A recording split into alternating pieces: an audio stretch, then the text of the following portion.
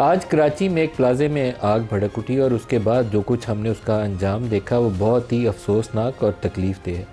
इस वाक़े को देखने के बाद सबसे पहले हुकूमत वक्त को, वो मरकज़ में हो या सूबों के अंदर हो या डिस्ट्रिक्ट गवर्नमेंट्स हो, उन्हें अपने आप से एक सवाल पूछना चाहिए। मैं इस्लामाबाद में हूँ तो मैं CDA वालों से या मरकज़ी हुकूमत से पूछना चाहूँगा कि सेंटोरस मॉल से लेकर आप चलना शुरू करें तो लेफ़्ट एंड राइट जितने हाई राइज बिल्डिंग बन रहे हैं और F10 तक जाते जाएं, जितने हाई राइज बिल्डिंग वहाँ बन चुके हैं और जितने बन रहे हैं ज़ेर तमीर हैं, क्या किसी एक बिल्डिंग में भी लोगों को खुदा न खास्ता ऐसी सूरत हाल हो तो हम रेस्क्यू करने की पोजीशन में हैं?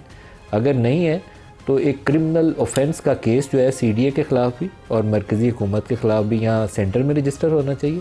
और इसी तरीके से कराची, लाहौर, पेशावर और कोयटा के अंदर जो जो हुकूमतें मौजूद हैं उनके ख़िलाफ़ केस रजिस्टर होना चाहिए। अगर आप इक्विप्ड ही नहीं है कि 25-30 मंजिला किसी इमारत से लोगों को बचा सकें, या आग लग जाए तो आपके पास आग बुझाने का सामान नहीं है, तो आपके ख़िलाफ़ मुजरमाना कार्रवाई जो है ना, गफलत की, वो कार्रवाई होनी चाहिए और आपको जेल में होना चाहिए।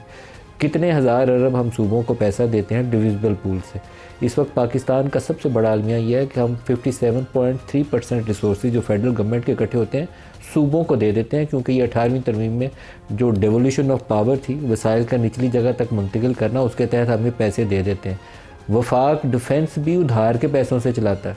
वफाक के पास जो पैसे बचते हैं वो सिर्फ डेट सर्विसिंग के काम आते हैं। हमारा दिफा भी उधार पे चलता है, वफाकी हुकूमत भी उधार पे चलती है, सारा पैसा सूबों को चला जाता है। और अगर सूबे इक्विप नहीं हैं तो उनको इख्तियार नहीं है, उनके पास कोई हक नहीं है कि वो अपनी हुकूमतें बरकरार रख सकें। उनको जेलों में बंद होना चाहिए। मैं इस मामले में मेरे ख्यालात थोड़े से बड़े सख्त किस्म के हैं, क्योंकि किसी एक शख्स की जान जाए। मैंने इस्लामाबाद में आज से चंद साल पहले देखा था, यहीं पार्लियामेंट हाउस के बिल्कुल सामने साइड पर एक बिल्डिंग थी, आग लगी और एक शख्स वहाँ ज़िंदा मौजूद था बालकनी में।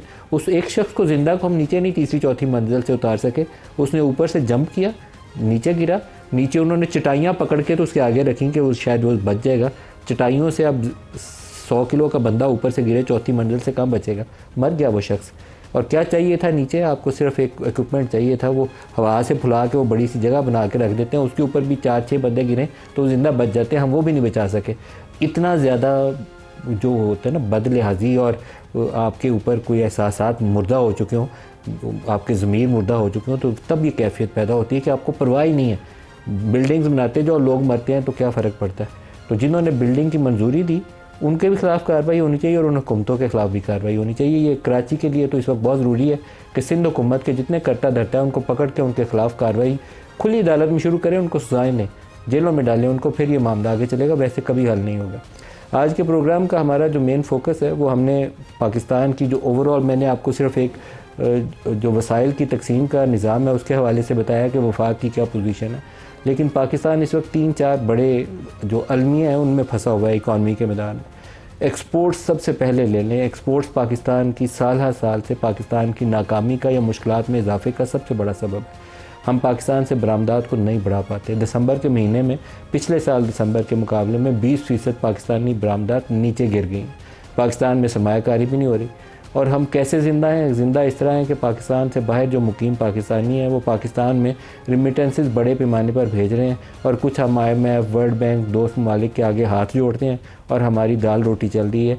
ये हमारी सर्वाइवल का ज़रिया है। इसको कैसे ठीक करना है? और दूसरा वो जो वसाइल की तकसीम का निज़ाम है जिसमें हम सूबों को पैसे देने के बाद कंगाल वफाक बैठा हुआ है, डिफेंस भी उधार के पैसों पे चढ़ाता है, उसको कैसे ठीक करना है?